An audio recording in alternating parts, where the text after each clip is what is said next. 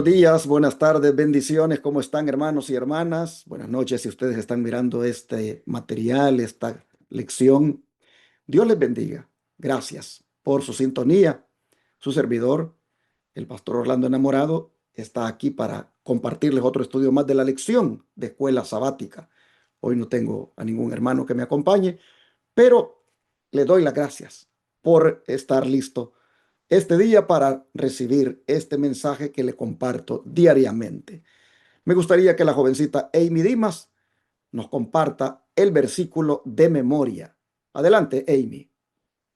Claro que sí, el versículo para memorizar de hoy, martes 23 de septiembre del 2025, es el versículo de Primera de Corintios 1:30, que dice de esta manera: Mas por él estáis vosotros en Cristo Jesús, el cual nos ha sido hecho por Dios sabiduría, justificación, santificación y redención. Se los repito una vez más.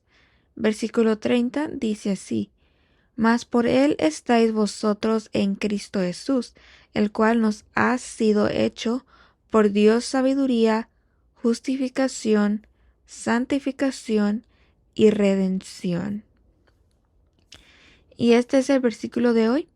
Y como siempre les reiteramos la invitación a poderse aprender, memorizarse este hermoso versículo y así poder tenerlo en nuestra mente y estar meditando en el mensaje, en las palabras de este hermoso versículo durante todo nuestro día. Y será de gran bendición para cada uno de nosotros podernos cada día estar aprendiéndonos estos versículos. Que el Señor les siga bendiciendo. Después de haber escuchado tan hermoso versículo para aprendernos hoy, quiero darles las gracias por sus oraciones y por el apoyo que nos dan como ministerio para que sigamos adelante con la obra de predicar las 24 horas del día, los 7 días de la semana, por televisión y radio. Son 4 canales de televisión que están predicando a miles de hogares en 4 grandes ciudades de aquí de los Estados Unidos, como son Dallas, Houston, Austin, la capital del estado de Texas, y San Antonio. Gracias, hermanos, a los que hacen posible que el mensaje de los 3 ángeles se proclame así 24/7 y que entre a tantos hogares. También quiero darle las gracias porque nos han estado ayudando para construir la acera, banqueta o sidewalk para que nuestros pacientes que vienen a tratarse aquí en el Centro de Estilo de Vida Los Tres Ángeles puedan hacer sus caminatas digestivas. Gracias, hermanos, porque hemos avanzado, pero no hemos terminado. Por eso les invito para que nos sigan ayudando. Ya ustedes han oído que tengo un promo para esto y se los pongo a continuación. Y ahora quiero invitarles a que nos sigan apoyando para hacer la obra de Dios en nuestro ministerio, Centro de Estilo de Vida Los Tres Ángeles, donde a los enfermos les atendemos gratuitamente con los remedios naturales de Dios. Uno de los remedios naturales es el ejercicio.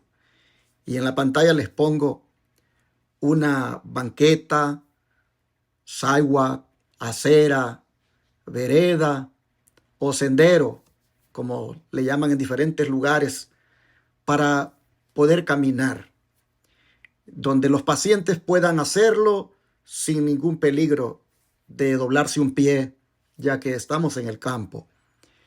Esta acera o sidewalk o banqueta va a ser de 700 pies y necesitamos ayuda para poder construirla.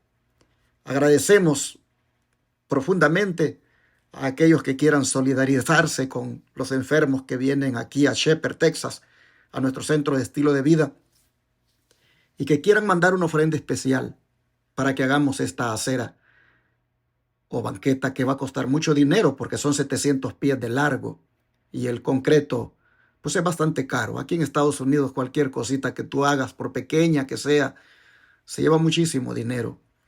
Y como nuestro ministerio, ustedes saben, es sin fines de lucro. Aquí no hacemos negocio de de lo que ofrecemos, excepto la librería Los Tres Ángeles, que siempre ha estado y que tiene sus suplementos naturales allí, pero lo que es en sí el sanatorio, el centro de estilo de vida, todo lo que ofrecemos es gratuitamente. Y los pacientes que han venido aquí ya por cientos y cientos en los últimos 3 años pueden comprobarlo y han mirado cómo hemos comenzado la banqueta, pero la hemos parado por falta de recursos. Y es aquí, hermano, donde quisiera pedirle a todo aquel que es generoso de corazón a que nos comparta una ofrenda especial para que hagamos esta banqueta que va a costar mucho, va a costar miles de dólares. De antemano les agradezco la solidaridad que ustedes puedan tener con esta obra que hacemos. Puede enviar cheque o money order al P.O. Box 669, Shepherd, Texas 77371, a nombre de Iglesia Advenimiento. Puede enviar por CEL al 214-881-4029. Puede también llamar a ese número y darlo en el instante de su tarjeta de débito o crédito. Como también puede ir a paypal.com y buscar la cuenta que se llama Iglesia Advenimiento con el correo asociado lostresangelesirving@gmail.com. Esto lo pueden hacer desde cualquier parte del mundo. E igualmente pueden enviar por Western Union, MoneyGram, RIA, transferir de banco a banco. Llámenos al WhatsApp más 1-214-881-4029 para darles más detalles y de antemano muchas gracias por ayudarnos a construir esta acera, como dije, o banqueta, donde los pacientes puedan caminar fácilmente, especialmente aquellos que están en una condición que no lo pueden hacer como debiéramos. Muchas gracias a todos los que nos apoyen. Que Dios les bendiga. Muy bien, después de haberles hecho esta invitación, hermanos, quiero invitarles a orar para el estudio de hoy. Gracias, Padre Celestial, en esta mañana te damos por concedernos el privilegio de buscar tu presencia y de alimentarnos con tu santa palabra. Te rogamos que esta palabra verdaderamente traiga bendición para nuestra vida, que tu Espíritu Santo sea el que nos dé la sabiduría para entenderla y que con este alimento nosotros podamos fortalecer nuestra fe y conocer mejor tu voluntad. Padre, te rogamos que esta palabra nos ayude a fundamentarnos más en Cristo Jesús. Te rogamos que te quedes con nosotros en el estudio, pero al mismo tiempo te pedimos por todos aquellos que sufren, por todos aquellos, Señor, que están tristes porque han perdido un ser amado, como la familia Estrada, nuestra hermana Alma Estrada, que se sienten tristes todos ahí en la familia por el fallecimiento de la persona a quienes ellos amaban tanto. Padre, te pido que les deje a todos fortaleza y que los bendigas. Y hacia otros que puedan estar tristes por lo mismo, Señor, te pido que los consueles. Gracias, Señor, por hacernos saber que podemos ir directo al trono de la gracia para encontrar oportuno socorro. Ayuda, por favor, también a todos los que están enfermos, poniendo tu mano poderosa sobre ellos y dándoles sanidad, dándoles restauración. Padre, te rogamos que quedes con nosotros al estudiar la lección y también todo el día. Lo pedimos en el nombre de Jesús. Amén. Pedro no es el fundamento de la iglesia. Así titula el autor de la lección el estudio de hoy. Hermanos, ¿por qué el autor le pone este título al estudio? Sin duda porque hay una creencia en el mundo, y millones la sostienen, de que Pedro es el fundamento de la iglesia. Pero ¿realmente eso enseña la Biblia? ¿Qué dijo Jesús sobre el fundamento de la iglesia? Vamos a leer Mateo 16 al 19. Dice así: respondiendo Simón Pedro dijo: tú eres el Cristo, el Hijo del Dios viviente. Entonces le respondió Jesús: bienaventurado eres Simón, hijo de Jonás, porque no te lo reveló carne ni sangre, sino mi Padre que está en los cielos. Y yo también te digo que tú eres Pedro, y sobre esta roca edificaré mi iglesia, y las puertas del Hades no prevalecerán contra ella. Y a ti te daré la llave del reino de los cielos, y todo lo que atares en la tierra será atado en los cielos, y todo lo que desatares en la tierra será desatado en los cielos. Hermanos y hermanas, primeramente de todo esto que hemos leído es de destacar la revelación que el Espíritu Santo le hizo a Pedro tocante a Jesús. Pedro dijo que Cristo es el Hijo del Dios viviente. Fue una declaración maravillosa y muy reveladora. Ah, qué interesante. Jesús le hace saber a Pedro que eso no lo, no lo reveló él porque fuera algo que él lo descubrió a raíz de un estudio bíblico o a raíz de alguna, hermanos, investigación que él haya hecho. No, el Señor le dice, mira, eso es algo que te lo ha revelado mi Padre. Qué privilegio el que tuvo Pedro al recibir esa revelación, hermanos, y hacer saber que Cristo era divino.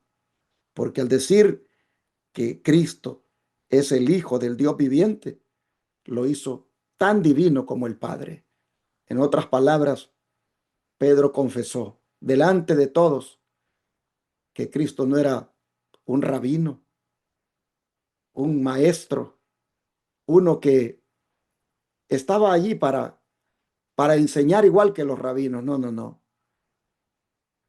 Realmente Pedro dijo, aquí tenemos a alguien más que un rabino.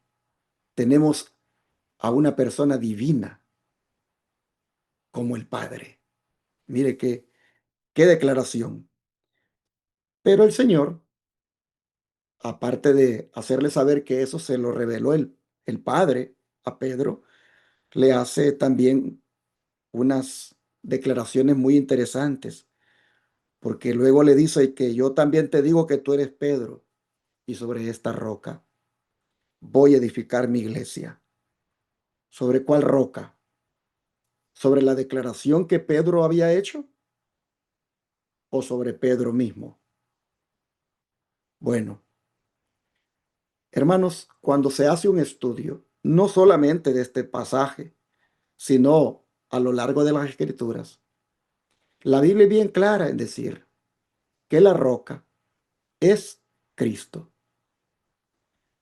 Por lo tanto, cuando Pedro hizo la declaración, tú eres el Cristo, el Hijo del Dios viviente, era a esa roca llamada Cristo, a la que Cristo se refería cuando le dijo, voy a edificar mi iglesia sobre esta roca, sobre esto que has declarado, Pedro, de que yo soy Cristo, el Hijo del Dios viviente. Voy a fundar la iglesia. Voy a fundamentar mi iglesia sobre esta roca, sobre lo que has dicho, de que yo soy Cristo, el Hijo del Dios viviente. Oh, mis hermanos, pero nos quedaríamos cortos con decir que sobre lo que él dijo, sobre la declaración, porque vamos a leer más adelante que si bien es cierto, la declaración fue tan fundamental como una roca, la roca en sí no es la declaración, sino Cristo, Cristo mismo. Así que algunos intérpretes dicen, no, la roca es Pedro. Otros, no, la roca es la declaración que hizo Pedro. Y otros, no, la roca es Cristo. Hermanos, la roca es Cristo.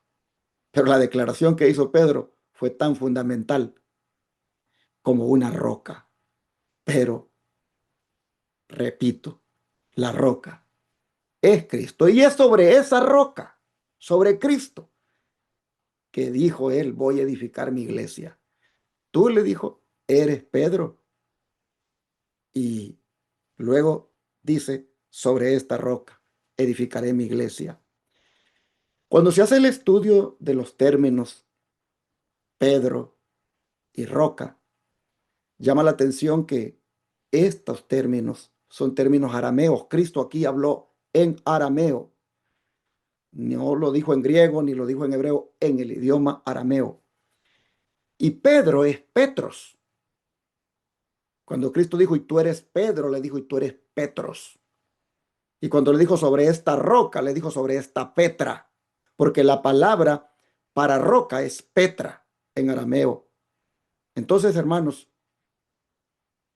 cuando hablamos de Petro en referencia a Pedro, Petro en arameo significaba piedra pequeña o un canto rodado. Es una piedra así insignificante en el sentido de una construcción. En cambio, cuando se habla de Petra o roca, se está hablando de una piedra grande, que es la que se ocupa para levantar un edificio porque se pone como fundamento.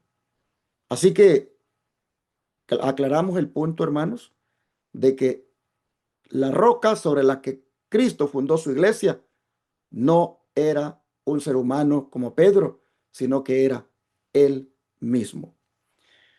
Ahora, ¿por qué el mundo entonces cree que Pedro es la roca o la piedra fundamental? Porque, hermanos, el Papa, el papado como toda una institución a lo largo de los siglos, ha enseñado esto. Y millones lo creen, de que Pedro es la roca y sobre él se fundó la iglesia. Y por lo tanto el Papa, como sucesor de Pedro, viene a ser ese fundamento en el cual la iglesia cristiana está cimentada. Hermanos, eso no es verdad.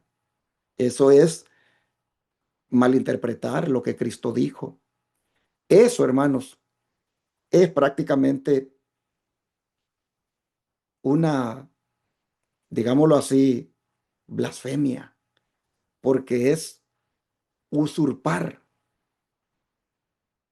a Cristo como el verdadero fundamento de la iglesia.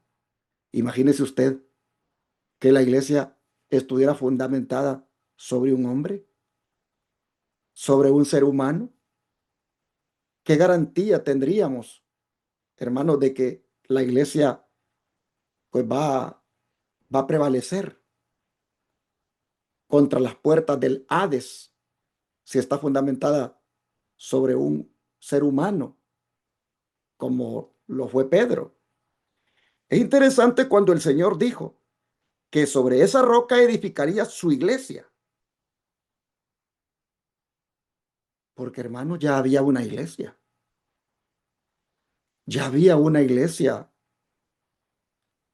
digámoslo así, constituida, y era la iglesia judía, era la iglesia que la dirigían los sacerdotes.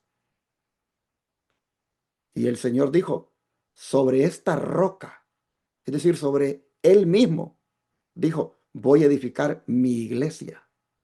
En otras palabras, hermanos, la iglesia que existía ya no iba a llevar el Señor adelante su plan de redención con ellos, porque ellos no habían cumplido hasta allí con el propósito de Dios de salvar a la raza humana. En ese momento esa iglesia, hermanos, prácticamente estaba siendo desechada y el Señor iba ahora a levantar su iglesia. La iglesia ya no judía, sino cristiana. Y allí nosotros vemos que comienza el cristianismo. Lo trataron de disidente. Bueno, él lo habían tratado de disidente desde niño. El deseado de todas las gentes, el libro que escribió Alemán Elena White como una biografía maravillosa de la vida de Cristo y todo lo que él realizó, dice que cuando a los 12 años Jesús fue llevado al templo, los sacerdotes, los fariseos, los que le oyeron a Jesús hablar de una manera tan profunda y sabia a esos 12 años, vinieron y hablaron con María y José, cuando esto lo andaban buscando y por último lo encontraron ahí en el templo. Dice el deseado de toda la gente es que le hablaron de las cosas disidentes o de los puntos de vista disidentes que el niño tenía. Así que Jesús fue un disidente desde niño. En otras palabras, disintió de lo que enseñaban los sacerdotes. Fue disidente, hermanos, de esa creencia o equivocación o manera de cómo el liderazgo de la iglesia judía hacía las cosas. En ese sentido fue un disidente él. Y la iglesia cristiana la fundó un disidente, uno que estuvo en desacuerdo con lo que la iglesia establecida de los días de él estaba haciendo, con lo que el liderazgo de la iglesia estaba haciendo. El Señor disintió de eso. Y al ver que ellos no querían llevar adelante el plan de salvación como Dios lo había dispuesto, Él edificó su iglesia. ¿Sobre quién? Sobre Él, no sobre Pedro, porque Pedro es Petro, repito, una piedra pequeña. No se puede fundamentar nada sobre una piedra pequeña. En cambio, sobre la roca, que es Petras, una roca grande, sí se puede. Y esa roca era Cristo. Así que, hermanos, así surgió la iglesia cristiana, como una iglesia disidente de la establecida de sus días. Esto es bueno entenderlo porque hoy se hace un escándalo cuando una iglesia surge y tal vez surge desprendiéndose de una corporación, de una, digamos, estructura de organización eclesiástica. Los de la organización empiezan a tildar de disidentes a los hermanos que han salido para levantar una iglesia. Algunas veces, hermanos, las iglesias inclusive se levantan por la misma conducta de liderazgo de esas estructuras y tildan de disidentes a los que comienzan un nuevo proyecto misionero. Pero eso no es ningún pecado. Ser disidente no es ningún pecado, hermanos. Ser disidentes de la apostasía que se promueve, eso no es pecado. Ahora, ser disidentes del mensaje, ahí sí es un, es un grave error. Pero cuando alguien sigue apegado al mensaje, no le quita ni le pone, sino que más bien lo predica como debe ser, como lo podemos llamar disidente. Así que es simplemente una manera, como dicen, eh, peyorativa o despectiva que ocupan algunos para referirse a algunos hermanos que están haciendo la obra eh, como el Señor manda. Así comenzó la iglesia, una iglesia distinta a la que ya estaba, fundada por Cristo, fundamentada en Cristo, no en Pedro. Pero también hay algo más sobre estos versículos, y es lo que Jesús le dijo a Pedro. Le dijo, a ti te daré las llaves del reino de los cielos, y todo lo que atares en la tierra será atado en los cielos, y todo lo que desatares en la tierra será desatado en los cielos. Esto, hermanos, ¿qué quiso decir el Señor con estas palabras? Que le daba las llaves para que también hiciera esa acción de atar y desatar. ¿Qué es lo que ataría y desataría, hermanos? Y que en los cielos también habría sido atado y desatado. Algunos han tomado estas palabras de una manera que los ha llevado a cometer abusos de autoridad. Porque si bien es cierto, aquí es una delegación de autoridad que Jesús está haciendo, para nada, hermanos, el Señor tiene el propósito de que en el atar y desatar, juntas directivas de iglesia o concilios se reúnan para de fraternizar a hermanos o a miembros de iglesia por lo que a ellos se les ocurra. Hermanos, el verbo atar y desatar aquí hay que saberlo entender. Miren, yo voy a leer textualmente del comentario bíblico adventista sobre lo que debemos entender sobre atar y desatar. Dice, este pasaje dice literalmente, y lo que atares sobre la tierra habrá sido atado en los cielos, y lo que desatares en la tierra habrá sido desatado en los cielos. ¿Cómo entendemos esto? Que no vamos a atar aquí algo que el Señor no haya atado allá en el cielo, y que tampoco vamos a desatar aquí algo en la tierra que el Señor no haya desatado en los cielos. ¿Y cómo saben las juntas de iglesia o los concilios cuando se reúnen para borrar de los registros de la iglesia a un hermano que efectivamente la razón por la cual lo están borrando, Dios ya lo borró a ese hermano? Por eso, Dios ya lo desató. Hermanos, lo que está diciendo aquí el comentario bíblico adventista es que lo que se ate es lo que habrá sido atado, y lo que se desate es lo que habrá sido desatado.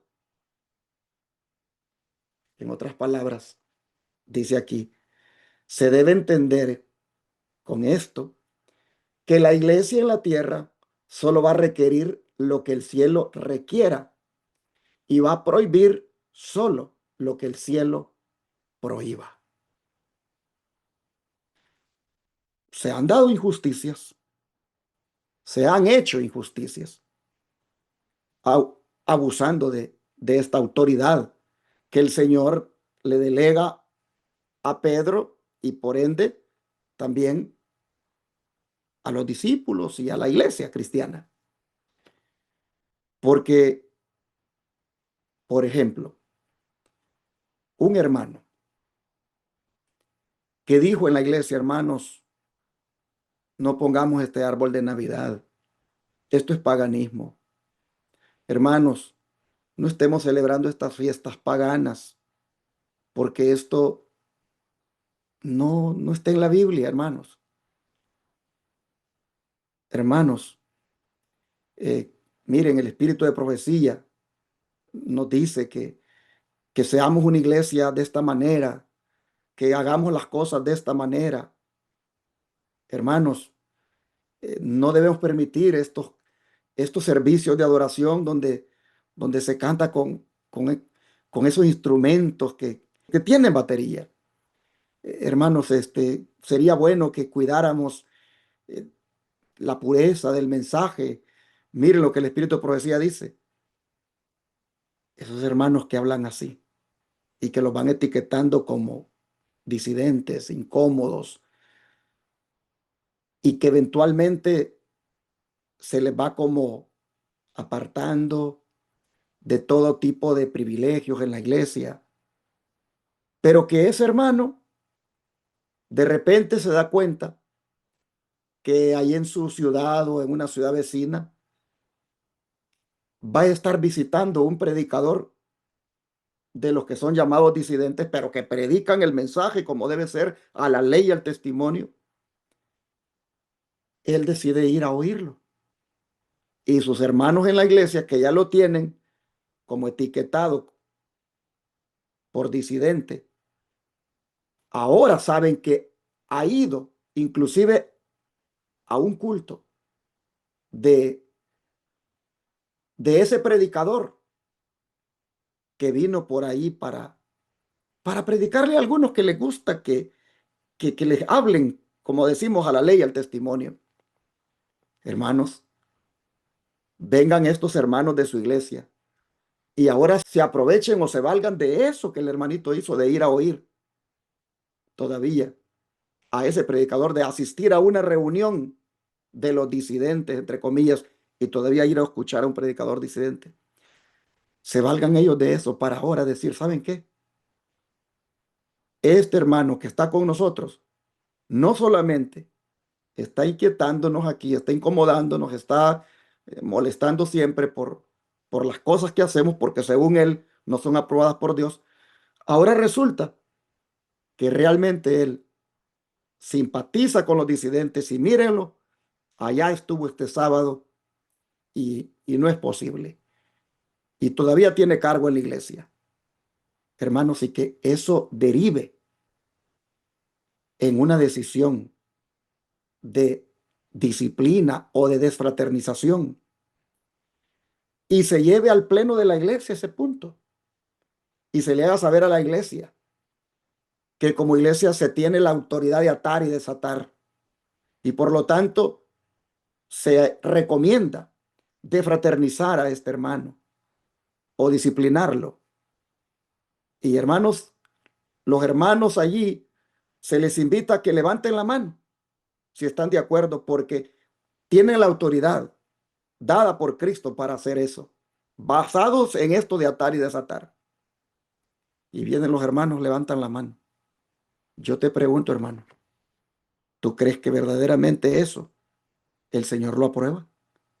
¿Tú crees que el Señor quiso decir con esto de atar y desatar que se defraternicen miembros por esas razones? Aquí está diciendo que la iglesia debe requerir solo lo que el cielo requiere y prohibir solo lo que el cielo prohíba. ¿Y cómo esos hermanos supieron que el cielo le prohibía a ese hermano hablar como hablaba en la iglesia, pedir que se hicieran reformas y que todavía fuera a oír a ese predicador? ¿Cómo los hermanos supieron que el cielo prohibía eso?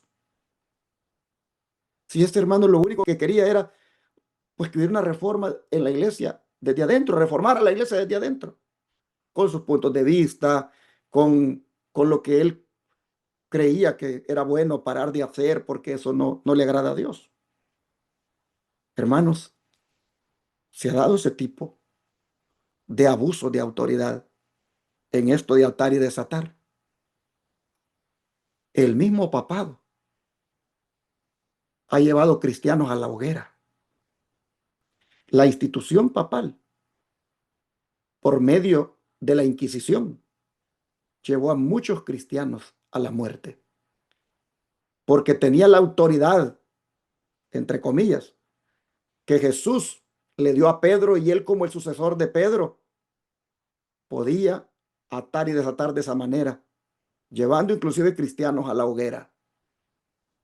La historia registra de millones de cristianos que murieron durante la Edad Media, porque bajo la autoridad de atar y desatar que Dios le dio a Pedro y él como el sucesor de Pedro, podía hacer eso con los disidentes. Hermanos, estas palabras es digamos, eh, triste que, que el hombre ha hecho en cuanto a entenderlas mal y aplicarlas mal. Jesús lo que está diciendo aquí, hermanos, es en el contexto de las llaves del reino. Y las llaves del reino, ya nosotros lo vamos a ver, son las palabras de Cristo. Las llaves del reino son el evangelio, con el cual se abren los corazones de los hombres y las mujeres para que Cristo pueda entrar. Y todo lo que los hombres atan, los hombres de Dios, los predicadores, los que llevamos el evangelio, todo lo que ellos atan para Cristo, como trigo, hermanos, si ese trigo se mantiene fiel en la iglesia, será puesto en el granero celestial. Hermanos, lo que aquello resultara como en rechazo de parte de las personas para no aceptar a Cristo, para rechazar el mensaje de salvación. Y eso trae como resultado la pérdida eterna. Ese desatar es algo que Dios lo dispuso en el cielo. para aquellos que rechazaran el mensaje. Y todavía no se ha cerrado esa puerta de oportunidad para que la gente acepte el mensaje. Y por lo tanto, aún aquellos que lo rechazaron, todavía tienen la oportunidad de reaccionar, de reflexionar y arrepentirse. De allí, hermanos, entender que el atar y desatar es borrar miembros de iglesia por cosas que los líderes sienten como son tal vez eh, molestias. Hermanos, eso no es del Señor. A mí me mostraron una carta. Una familia me mostró la carta que recibió de parte de la secretaria de la iglesia. Y me dijo, mire la carta que nos mandaron a nosotros como familia.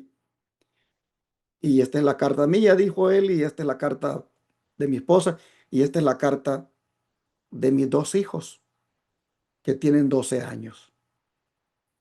Y yo leí la carta y decía que estaban siendo borrados de la iglesia a la que ellos pertenecían por desacato a la autoridad. Y entonces yo dije, ¿y cómo estos niños de 12 años o 14 años se les puede poner ese cargo de desacato a la autoridad? ¿Cómo un niño de 12 o 14 años puede cometer desacato a la autoridad? Si es un niño que no puede ni argumentar un punto.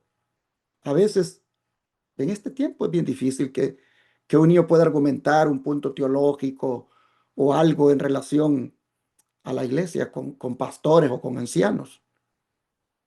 Le pueden poner ese cargo a su padre y a su madre que no se sometieron a lo que tal vez claramente la dirigencia de la iglesia estaba haciendo de una manera equivocada y que su pecado fue hacer ver que eso no estaba bien, como ya me referí anteriormente. Pero los niños de 12 y 14, yo les pregunto, ¿ustedes creen que esos niños de 12 o 14, que la carta dice que fueron borrados por desacato a la autoridad, ustedes creen que esos niños que fueron desatados, ustedes creen que fueron desatados en el cielo? ¿Ustedes creen que el Señor allá desató a esos niños por desacato a la autoridad? Hermanos, se han cometido muchas injusticias. Hay veces que juntas de iglesia o concilios han hecho decisiones basadas en el ego, en el yo, en el coraje, en, en la venganza. Oh, hermanos, como el papado, como el papado ató, entre comillas, y desató, haciendo esos abusos de autoridad. Así tristemente algunas iglesias cristianas lo siguen haciendo. Por eso cuando usted le digan que levante la mano en borrar a un hermano,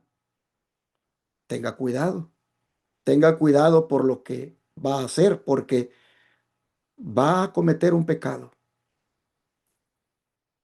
Mire, voy a seguirle leyendo el comentario bíblico adventista para que vea que está bien claro el punto, todavía más de lo que ya le dije hasta aquí. Dice, si se amplía el significado de los verbos atar y desatar hasta abarcar la autoridad de dictar lo que los miembros de la iglesia pueden creer y lo que pueden hacer en asuntos de fe y práctica, se le da un sentido más abarcante del que Cristo quiso darles y que el que los discípulos pudieron entender en esa ocasión. Dios no sanciona esa pretensión. Como ve usted, estoy leyendo el comentario bíblico adventista, tomo 5, el que trata de los evangelios Mateo, Marcos, Lucas y Juan. Hermanos, yo no entiendo cómo algunos pastores del Israel moderno, esto que está en el comentario bíblico adventista, no, no lo toman en cuenta a la hora de hacer esos abusos de autoridad que se han hecho. Aquí está claramente. Dice, si se amplía el significado de los verbos atar y desatar hasta abarcar la autoridad de dictar lo que los miembros de la iglesia pueden creer y lo que pueden hacer en asuntos de fe y práctica, se le da un sentido más abarcante del que Cristo quiso darles y que el que los discípulos pudieron entender en esa ocasión. Dios no sanciona esa pretensión. Eso solamente es una pretensión, como la pretensión del papado. Eso es como ejercer una autoridad, hermanos, del hombre. Eso es como controlar al hombre. Y todavía viene y dice, los representantes de Cristo en la tierra tienen el derecho y la responsabilidad de atar lo que ya ha sido atado en el cielo y de desatar lo que ya ha sido desatado en el cielo. Es decir, de exigir o de prohibir aquello que la inspiración revela con claridad. Ir más allá de esto es poner la autoridad humana en lugar de la autoridad de Cristo. Tendencia que Dios no puede tolerar en aquellos que han sido designados como supervisores de los ciudadanos del reino de los cielos en la tierra.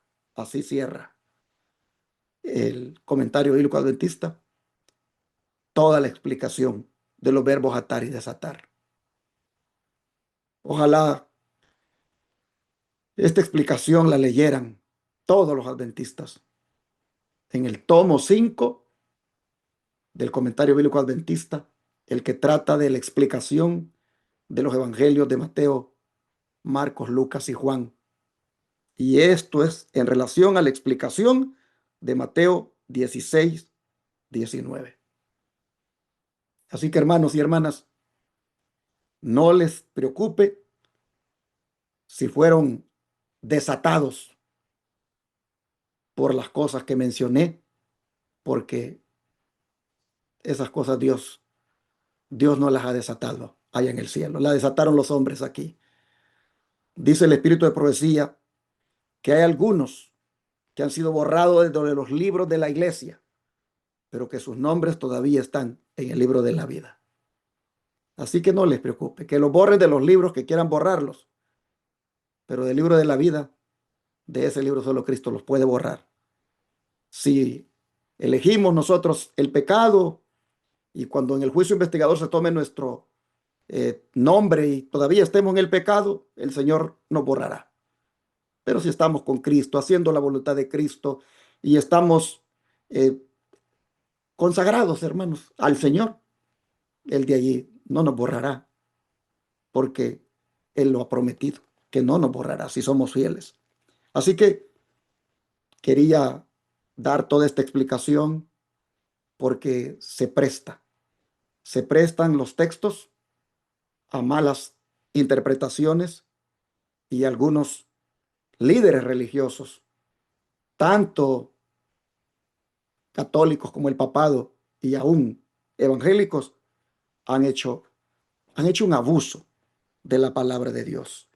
Creo que claramente he leído ahí que dice que solo se tiene el derecho de atar lo que ya haya sido atado en el cielo y de desatar lo que ya haya sido desatado en el cielo. Así que la próxima vez que le pregunten a usted, levante la mano para borrar a un hermano, pregúntese si eso en la Biblia claramente se ve que el Señor lo aprueba porque efectivamente esas cosas el Señor las desata en el cielo o si el Señor las ata.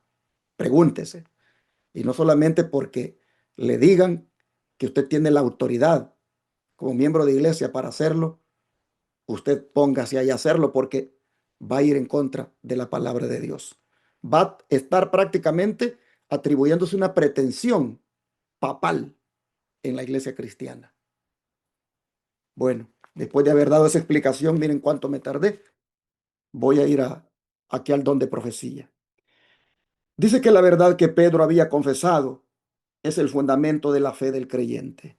Sí, es verdad. Es lo que Cristo mismo ha declarado ser vida eterna. Pero la posesión de este conocimiento no era motivo de engreimiento. No era por ninguna sabiduría o bondad propia de Pedro, por lo que le había sido revelada esa verdad. Nunca puede la humanidad de por sí alcanzar un conocimiento de lo divino. La palabra Pedro significa piedra, canto rodado. Pedro no era la roca sobre la cual se fundaría la iglesia. Las puertas del infierno prevalecieron contra él cuando negó a su Señor con imprecaciones y juramentos. La iglesia fue edificada sobre aquel contra quien las puertas del infierno no podían prevalecer. Deseado de toda la gente, página 381 y 382. ¿Está claro? Efectivamente, sobre Pedro, las puertas del infierno prevalecieron cuando negó a Cristo. Así que imagínese usted lo que sería de la iglesia fundamentada sobre Pedro. En cambio, hermanos, las puertas del infierno no prevalecieron sobre Cristo nunca. Cristo fue fiel siempre. Pedro, lamentablemente, negó al Señor y allí las puertas del infierno prevalecieron contra él. Esta es otra explicación para entender que era Cristo, la roca, sobre la cual, dijo él, edificaría su iglesia. Ahora, ¿cómo entendieron los apóstoles? ¿Cómo entendieron los profetas?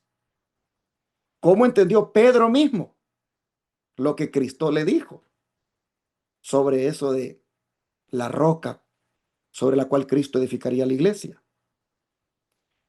Porque ya finalmente, hermano, ya no importa lo que te haya yo explicado o lo que el Espíritu de Profecía diga aquí, y no importa lo que el papado haya enseñado. Vamos a ver cómo entendieron los apóstoles, el mismo Pedro y los profetas sobre quién verdaderamente es la roca. Yo ya te lo dije, pero hermano, hermana, vamos a la Biblia, porque todo tiene que ser probado con la Biblia. Miren, vamos a leer Isaías 28, 16, porque así vamos a contestar la pregunta B, que dice, así como Pedro, ¿qué declararon otros profetas y apóstoles sobre el verdadero fundamento de la iglesia? Isaías 28, Isaías 28, versículo 16, dice así, por tanto Jehová el Señor dice así, he aquí que yo he puesto en Sión por fundamento una piedra, piedra probada, angular, preciosa, de cimiento estable. El que creyere, no se apresure. Hermanos, este versículo, todos los intérpretes bíblicos saben que es en referencia a Cristo. Hermanos, la piedra probada, angular, preciosa, de cimiento estable y sobre la que se debe creer es Cristo. Así lo han entendido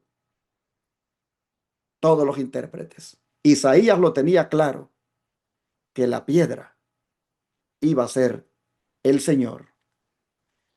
Pero Pablo, Pablo, ¿cómo lo entendió? Primera de Corintios 3:11. Primera de Corintios 3:11 dice así, porque nadie puede poner otro fundamento que el que está puesto, el cual es Jesucristo. Pablo tenía claro que cuando se trata de fundamentar la iglesia, el fundamento es Cristo. Bien claro lo dice. Nadie puede poner otro fundamento que el que está puesto, el cual es Jesucristo. Ahora, ¿Cómo entendió Pedro esto del fundamento o la piedra? Primera Pedro, Primera Pedro 2, versículo 3 al 6. Mire, el mismo Pedro, el mismo que escuchó, y sobre esta roca edificaré mi iglesia. Mire cómo lo entendió él. Dice Primera Pedro 2, 3 al 6. Acercándoos a él, piedra viva, desechada ciertamente por los hombres, mas para Dios escogida y preciosa. Vosotros también, como piedras vivas, sed edificados como casa espiritual y sacerdocio santo, para ofrecer sacrificios espirituales aceptables a Dios por medio de Jesucristo. Por lo cual también contiene la Escritura: he aquí pongo en Sión la principal piedra del ángulo, escogida, preciosa, y el que creyere en él no será avergonzado. Mire que las palabras que le leí del profeta Isaías, Pedro dice que son en referencia a Cristo, la piedra viva. Pedro entendió que lo que Isaías dijo tocante a aquella piedra era en referencia a la piedra viva, que es Cristo. Y Pedro le está diciendo a la iglesia que nos acerquemos a esa piedra viva, que fue desechada por los hombres, pero escogida por Dios y preciosa. Que nosotros también, dice, como piedras vivas, seamos edificados como casa espiritual. Sí, vamos a ser piedras vivas en la medida en que nos acerquemos a la piedra viva. ¿Por qué es piedra viva? Porque es una piedra que tiene vida, que da vida. Es Cristo. Cuando usted se acerca a Cristo, usted recibe de Cristo esa vida eterna. Y Pedro dice, acérquense a Él. Él es la piedra viva. Acerquémonos a Él. Él es la piedra viva que Isaías dijo que es preciosa y que el que creyere en Él no será avergonzada. Hermanos, Pedro nunca entendió de que Él era la piedra y que a Él es que había que acercarse. Pablo tampoco lo creyó. Los profetas no lo creyeron. Entonces, hermanos, y aquí solo por poner tres ejemplos, hay muchísimos más pasajes donde hace saber que la piedra es Dios, es Cristo. Hermanos, solamente por obra del enemigo es que se ha llegado a malentender la escritura y se ha llegado a esas pretensiones de decir que la roca es Pedro y que por lo tanto la roca es el sucesor de Pedro y la iglesia está fundamentada sobre un hombre. Claramente aquí está, hermanos, lo que declararon los profetas, los apóstoles y el mismo Pedro, que la roca o la piedra es Jesucristo. Bueno, sigue diciendo aquí en lo de profecía, que en la presencia de Dios y de todos los seres celestiales, en la presencia del invisible ejército del infierno, Cristo fundó su iglesia sobre la roca viva. Esa roca es Él mismo, su propio cuerpo quebrantado y herido por nosotros. Contra la iglesia edificada sobre ese fundamento, no prevalecerán las puertas del infierno. Durante 6.000 años, la fe ha edificado sobre Cristo. Durante 6.000 años, las tempestades y los embates de la ira satánica han azotado la roca de nuestra salvación, pero ella sigue inconmovible. Sí, las puertas del infierno no han prevalecido sobre Cristo. Todas las tempestades y los problemas de este mundo no han prevalecido sobre Cristo. Cristo prevalece sobre todos ellos. Dice, Pedro había expresado la verdad, que es el fundamento de la fe de la iglesia, y Jesús le honró como representante de todo el cuerpo de los creyentes. Dijo, a ti te daré las llaves del reino de los cielos, y todo lo que ligares en la tierra será ligado en los cielos, y todo lo que desatares en la tierra será desatado en los cielos. Las llaves del reino de los cielos son las palabras de Cristo. Todas las palabras de la Santa Escritura son suyas y están incluidas en esa frase. Esas palabras tienen poder para abrir y cerrar el cielo. Deseado a toda la gente, página 381 y 382. Hermanos, en el contexto de la salvación, en el contexto del evangelio, es que la iglesia tiene las llaves del reino. Los predicadores tienen las llaves del reino. En el contexto de la predicación del evangelio y la salvación. Porque con esas llaves del reino se le abre el cielo a todos aquellos que aceptan a Jesucristo y su mensaje. Pero con esas llaves del reino se le cierra el cielo a todos aquellos que rechazan el mensaje de Cristo. Y ahí se ata y se desata. Se ata en el sentido de que se le abren los cielos para salvación. Y se desata en el sentido de que se le cierran los cielos para perdición a los que rechazan el mensaje. Con esas llaves del reino. El atar y desatar tiene que ir conectado con las llaves del reino, que no es otra cosa que el evangelio, con el cual, hermanos, se le abre el cielo a aquellos que aceptan a Jesucristo. Se abren esos corazones también de las personas duras. Con las llaves del evangelio se abren esas puertas de ese corazón duro para que acepten a Cristo. Esto, hermanos, es lo que debemos entender sobre las palabras que Cristo le dirigiera a Pedro. Quiero cerrar invitándolos para que nos fundamentemos sobre la roca que es Cristo. Quiero invitarles para que nos fundamentemos este día sobre Cristo, hermanos, porque en la medida en que estemos fundamentados sobre Cristo, las puertas del infierno no van a prevalecer contra nosotros, ni las pruebas nos van a azotar, ni las pruebas nos van a derrumbar.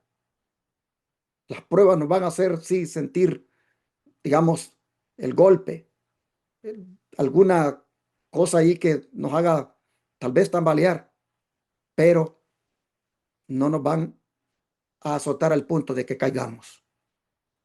Permaneceremos siempre firmes porque estaremos fundamentados sobre la roca que es Cristo. ¿Sobre quién usted está fundamentado, hermano, hermana? Mire que no debe estar fundamentado ni siquiera sobre la iglesia, sino solo sobre Cristo. Fundamente su fe en Cristo. Hermano, hermana, cuando usted estudia la Biblia todos los días, cuando ora, usted está fundamentándose sobre Cristo. No deje de orar ni de estudiar para que así esté firme sobre la roca que es Cristo. Manténgase así. Y cuando vengan las tempestades, hermanos, ustedes y yo no seremos derrumbados. Estaremos allí, parados firmemente. Y sigamos usando la autoridad que Cristo nos ha dado para predicar. Sigamos usando la llave del reino, que es su santa palabra. Sigamos usando estas llaves para atar y desatar, para abrir y cerrar. En el sentido de que el cielo se abra para los que acepten a Jesucristo como su Salvador y vivan su mensaje, y se cierren aquel día para aquellos que lo rechazaron. Dios nos bendiga, hermanos, y que estemos fundamentados sobre Cristo este día. ¿Qué les parece si oramos por esto? Para que nos fundamentemos más sobre el Señor. Oremos. Padre Santo, muchas gracias por enseñarnos en tu palabra lo que eres tú, lo que hemos recibido como privilegio de parte tuya. Y Señor, queremos suplicarte que nos mantengamos siempre firmes en ti, que hagamos de ti nuestra piedra viva, que hagamos de ti nuestra roca sobre la cual estemos fundamentados. Ayúdanos, Señor, para que las puertas del infierno que no prevalecen contra ti, tampoco prevalezcan contra nosotros en la medida en que estemos fundamentados sobre ti, la roca principal, la roca única sobre la cual debemos estar fundamentados. Ayúdanos, Señor, a mantenernos fieles y firmes en ti como roca. Ayúdanos, Señor, a que sigamos predicando tu palabra. Ayúdanos, Señor, a que sigamos con la llave del reino, tu palabra, abriendo corazones para ti y abriendo el cielo para aquellos que te acepten y te reciban. Ayúdanos, Padre, a que tu palabra también siga abriendo nuestros corazones con los mensajes, con los estudios, para que de esa manera también se mantenga el cielo abierto para nosotros. Gracias por enseñarnos. Te lo agradecemos en el nombre de Jesús. Amén.